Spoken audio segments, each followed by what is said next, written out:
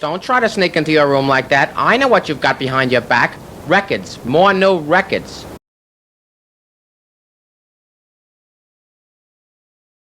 So, Michael, you've got a new phono preamp here. Yes. And this is from Aavik. Aavik. It's called R-880. We have this series, 880 series, which is, we have amplifiers, we have streamers, streamer DACs, we have now a phono station. Is this your top of the line? This is the top of the line. This is absolutely the best we can do. And if you look at the cabinet here, it's solid copper, it's compact laminate, it's titanium. It's not really a normal chassis like you would normally do, because we have that knowledge in-house that the box syncs with the electronics. Yeah. So if you don't take that into account, you pretty much will make electronics with the tone of the cabinet. So we've put a lot of effort into creating a cabinet that is... Plus, it's very cool looking. Yeah, we had assistance for that. Flemming Rasmussen was a part of making the line, so he is Mr. Cool when it comes to doing... How wide? Is this going to fit on a normal rack? It will fit on a normal rack. It's 60 centimeters, so it is a piece. So it has a moving magnet, moving coil, and optical inputs. Yeah, it has 4 inputs. It has two moving coils, and has one optical and one MM. Yeah. Right. As you were telling me yesterday, DS Audio has to invert phase on one channel. Yes. Because they don't have enough wires, because there's only 4 wires. Well, there's only 4 wires that you need a voltage input on one of the wires, and it goes to ground. So the output is offset by 9 volts when it gets out. So if you look at the back here, you see it's marked off. Be careful, because if you attach a moving coil to that, you will fry it, because it has 9 volts out. So it's very dedicated for this type of cartridge. So that's one thing you have to keep in mind when you use the DS cartridge. And how do you deal with the equalization issue involving, amplitude sensitive cartridges versus velocity? Yeah, but these don't comply with the RIAA. Right. So the equalization is different, and all of the DS Audio cartridges are slightly different. Also, they have a rise in the frequency response. Some rise from 8-9 kilohertz, some rise from 13 kilohertz. So they have a rise. So it needs to be able to notch that out. Yeah. So that we have made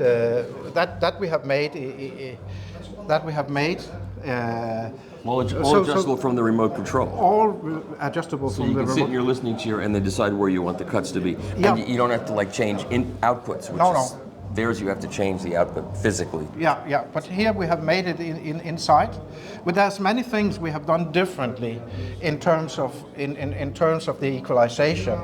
But also because you have this 9 volt offset, you have to deal with the offset somewhere. And what we do is that we simply put the signal in, and then we just lift the voltage on the other side of the op amp, and then we have enough voltage, so we don't need to do a capacitor or something like that so we have a JFET input, and we have just allowed that to float up to the 9 volts, and then we insert 9 volts on the other side with the servo, so we simply balance it out. So we don't have to put capacitors in the initial signal path. That's good. Yeah. That's a good thing. How much gain can you get on the moving coil input? The moving coil inputs, you can get, if we go to a moving coil pickup, here you can have 60 dB, and you can have 70 dB, and you can have 50, 48. I think we are now on the MM, actually. Let me go out.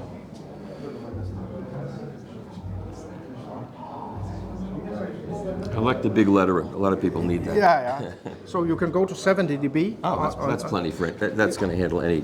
That's going to handle any pickup. 0.2. Yeah, and you can go down to 50, depending on if you have some of these high output MCs where you still benefit from having the adjustable loading. Here you can adjust the loading.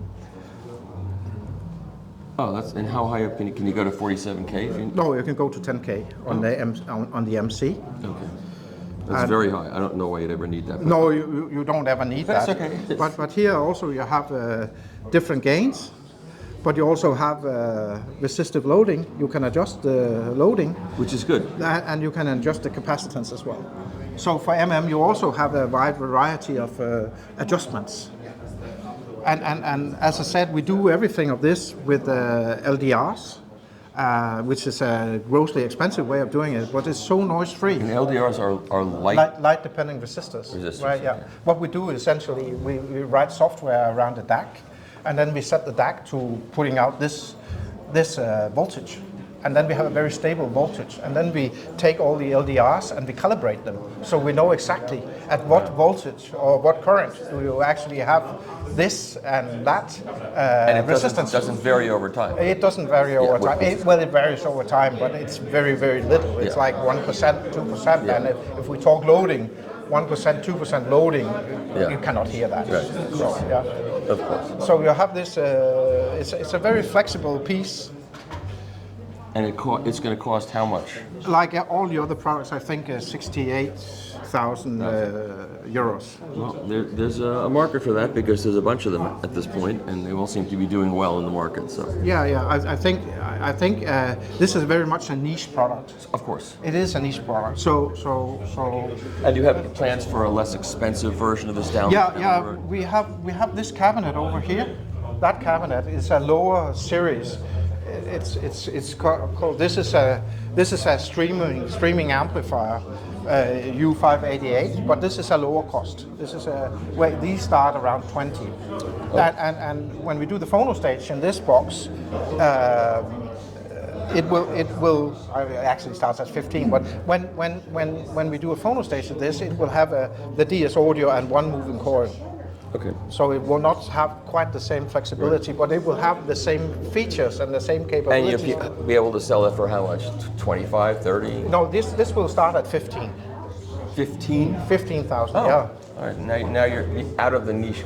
Yeah, now you're out of the niche, of course. It, But the thing is, when we have this big box, the way we can do power supplies, the spacing we have, you can take not one layer, but maybe 3 layers of regulation. Right. A shunt regulator, a voltage regulator, and you can really get low in noise.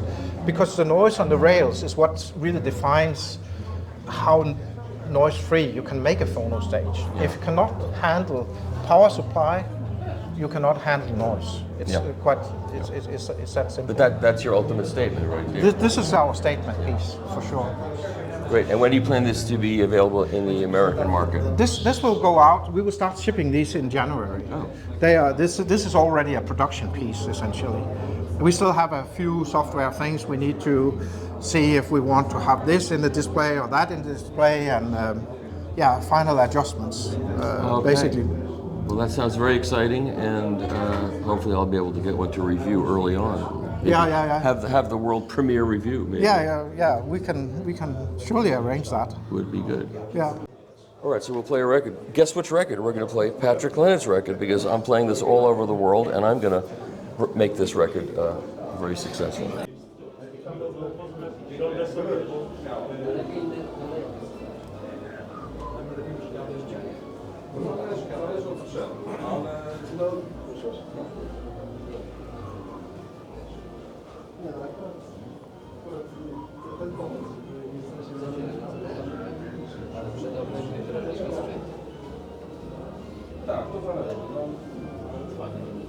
Ja mam opinię, że na przykład dla klienta ze szperem zrobił najmniej, to było proszę najmniej. Uderzyło, to w ogóle nic nie. No tego nie testował. Ale właściwie się nie psuje. When the sun protected out of nowhere, when the birds not feeling out of focus, there's a picture singing every moment. So you have a stereo version of it, and you have monoblock version. No, actually, it's just one version. It's a stereo amp that can be configured as a monoblock as well. Okay. Okay, and basically it's a Class D GANFET amp that uses GANFET transistors that are basically game changers when it comes to the operation of the amp. And on that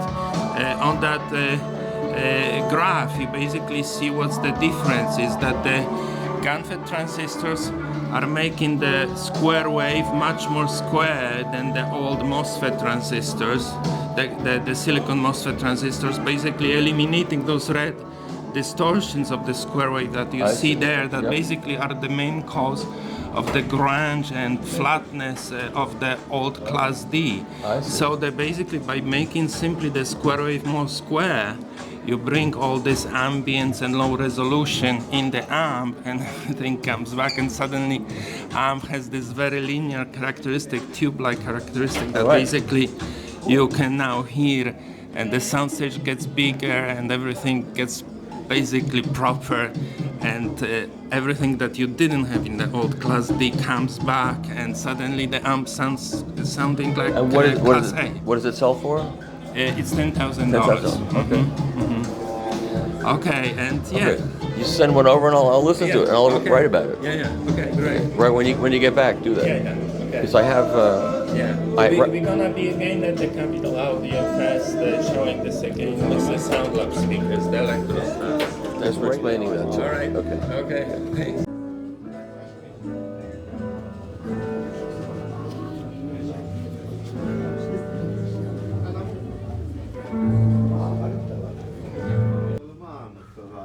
Trzeba być odpornym trochę, prawda, na różne Ale było wszystko. Perkusja bardzo przypominająca Tech Five z Burweta. Też było ten. Natomiast jeżeli chodzi o jego super płytę, to ja polecam. Między innymi z Billem Evansem. Świetna płyta. Naprawdę, całą można.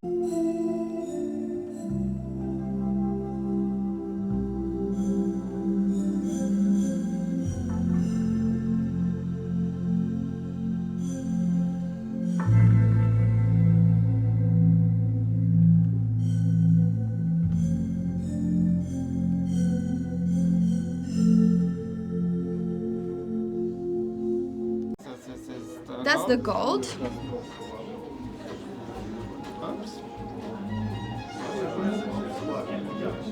And can you play it with the cover off? Jest inne rozwiązanie. Układ magnetyczny jest pomiędzy dwoma ścianami. Okay, so the magnetic structure is different than a lot of cartridges because it's in between two walls, if you can see it. Yeah. So Jest podpierany. it's not, it has no leverage, kind of, how would I say it? So it has no grounding, so it's in between two walls of the wood. Okay. You can play it without the basket, let's say, but the basket adds a lot to the quality of the music as well. It's a basket case. Okay. I get it. You have to bring it up. Oh, okay, that's fine. Okay, great. And this one over here? To nie jest tak. To jest prototypy. To jest This is a prototyp. prototype, so this is how it started. When it started? Okay. Yeah. Cool.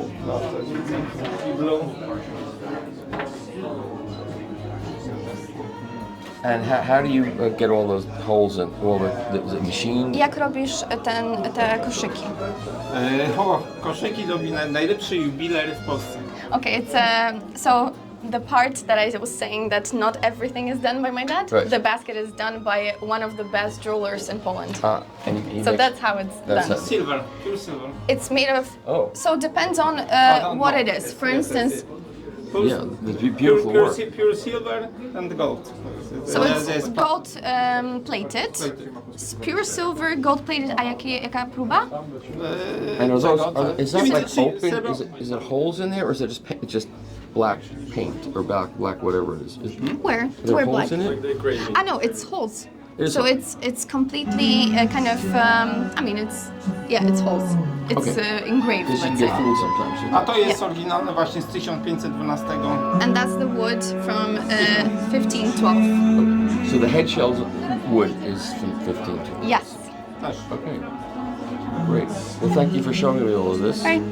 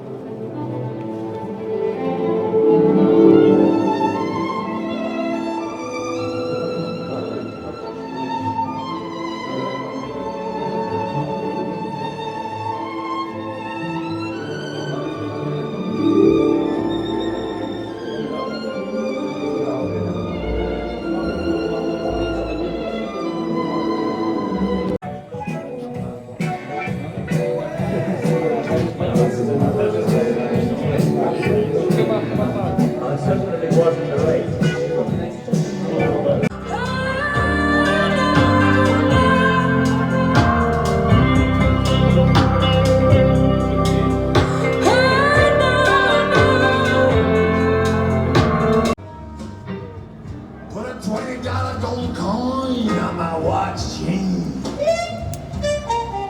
so all the boys can see I died standing in pain.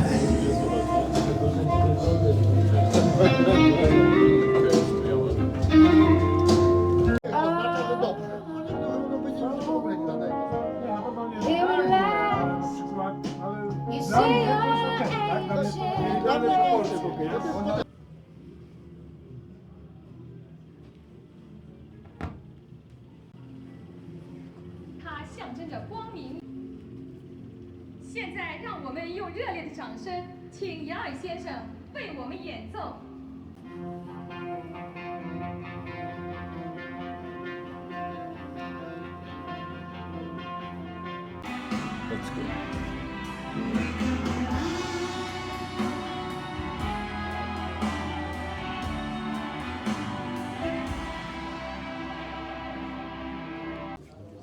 This is Remton audio. This is 481. This is a brand new phono preamp.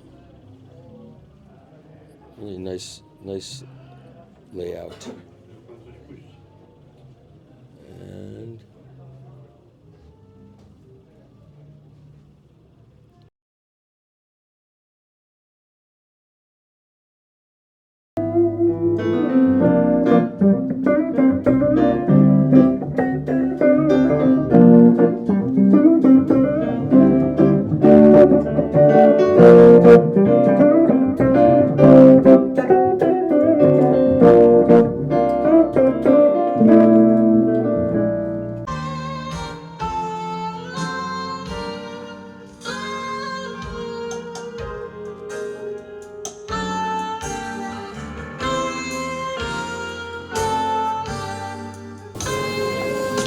You can see inside.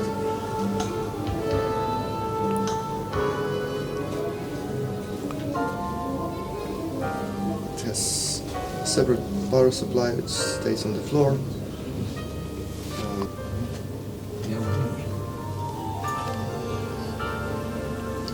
how much does this sell for?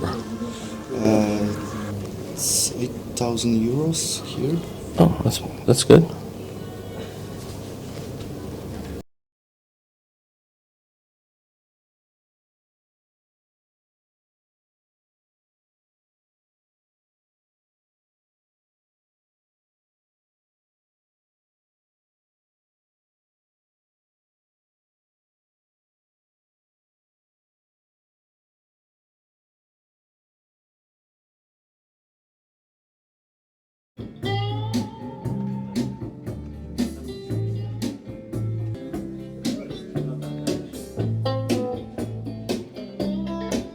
Everybody got a knife, they got me just watching all it takes. A needle, white, something that you just can't see. So you're a new company in Denmark. Yeah, we are. Storgaard Vestskov. Yes, we are based on Bornholm, a little island. The island you saw in there. Right. Yeah. And you've been in business a year? Yeah. A year. We launched at the Hamburg hi-fi show in Germany. Sounded good in there, so. And our cabinets is made out of tiger bamboo. Oh. So it means Very that stiff. it's very stiff. Yeah. And the density is a little bit over 1100 kilo per cubic. It's so if you put it in water, it would sink. Okay. Yeah, because water is almost 1,000. So that does also mean that it doesn't flex and give you another. Yeah. So now that speaker I see in the mirror there, like what does that cost? The big one, Yeah. Fenya, is 58,500 euro. $58,000 essentially. No, euro. Yeah, so that's pretty much. Yeah. Dollar. Almost dollars. Yeah. All right.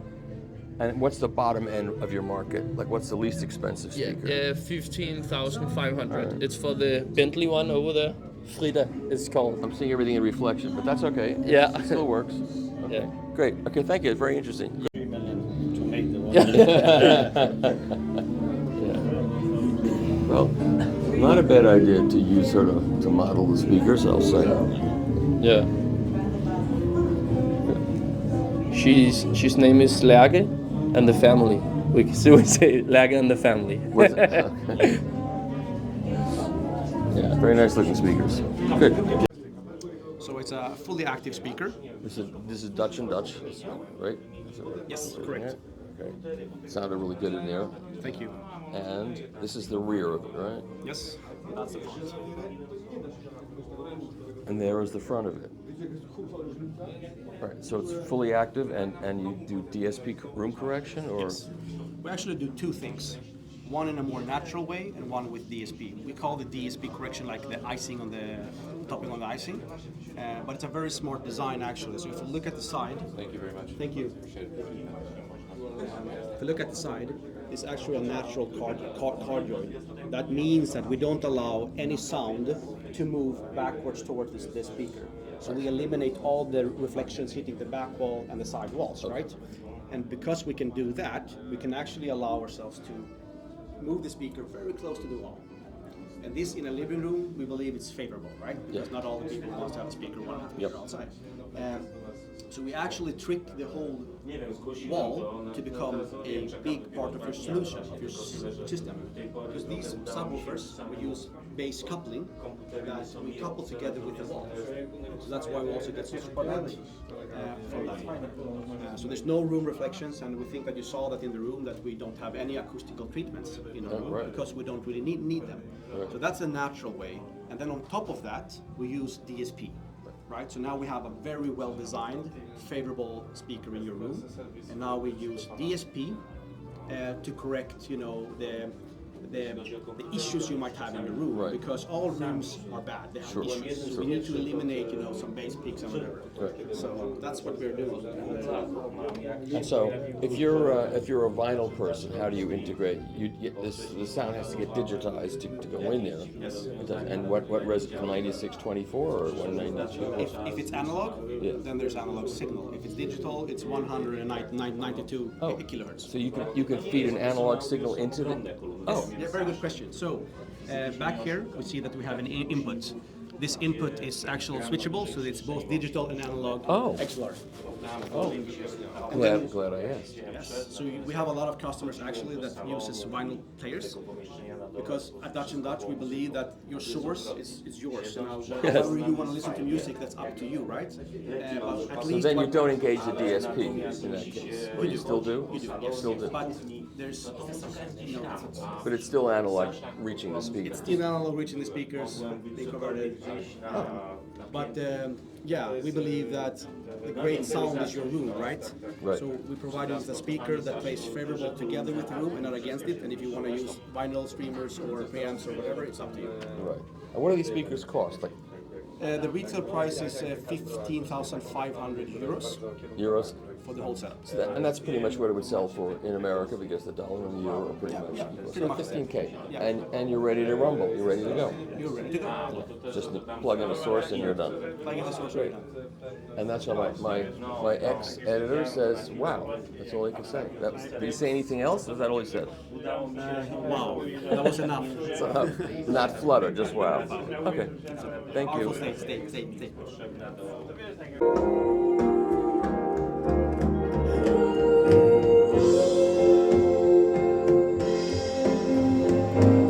Let's start over. The speakers are? They are Popori acoustic speakers, full range electrostatic speakers. These are made in Hungary? Yes, this is all made in Hungary. The analog side is made by 72 Audio. The cartridge, tone arm bass, MC step-up transformer, phono, and the frequency generator for the range electrostatic speakers. These are made in Hungary? So the turntable is what? It looks like a it's a dual. That you're taking out of the chassis and putting in a new chassis. It's just a remodeled one. Like a 1229 or a 1219 or something? Yeah, 1229. Yeah, and then this cartridge is? 19, sorry. It's made by us. It's 72. 72. Yes, it's an MC. And that's your step-up transformer? Yes. Yeah. It's still in development, but Yeah, that you're taking out of the chassis. Okay, and then you're driving it with 1200. it's Qualiton. Yeah, Qualiton is. It's a Hungarian Qualiton amplifier. Yes. Okay, and these are, what are these? It's made by us. 72. Yeah, it's a phono. What is that? Phono electronic. Oh. Okay, and then you got a couple of Nagra Yeah, over it's there? a Nagra and a Stella box. Oh, that's a nice combination. Yeah, thank you. And you got good tapes? Yes. Real tapes? Yes, yes. Good. Okay. Do you want to listen to it? That's good. I'm good. Amplifier, yes. Okay, and these are, what are these? That's me. 72. Yeah, it's a phono. What is that? Phono electronic. Oh. Okay, and then you got a couple of Nagra Yeah, over it's a there? Nagra and a Stella box. Oh, that's a nice combination. Yeah, thank you. And you got good tapes? Yes. Real tapes? Yes, yes. Good. Okay. Do you want to listen to it? That's good. I'm good.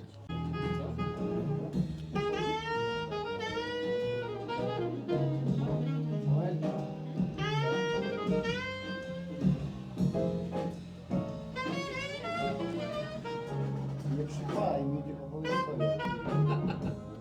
Nie przychwalaj mi. Hej. Nie zauważyłem.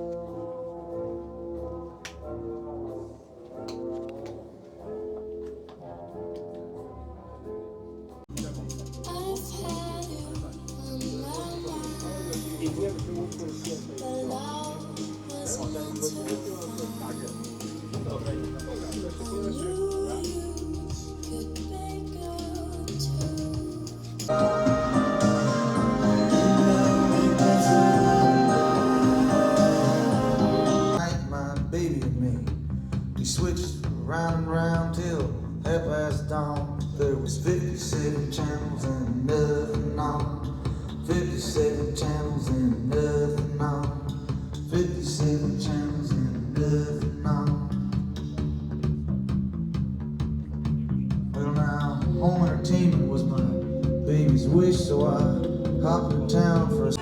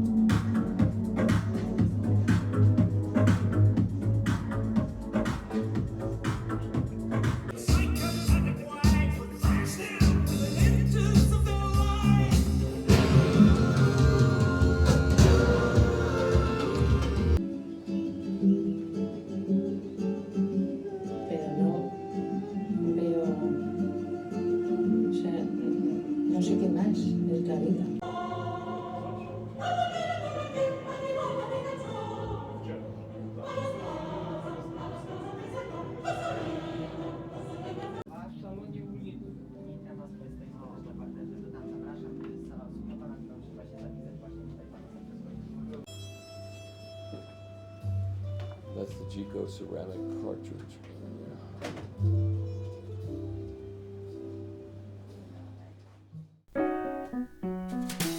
Anderson and Council never got along. Anderson was prettier, but Council never wrong. One made the perfect noise, the other painted songs, but they just never got along. As they got older, like lucky men do, nothing really changed. Boy, the damn thing grew. They had laser lights and chest of white flying around the room. All kind of loonies on the moon. It wasn't right, it wasn't fair.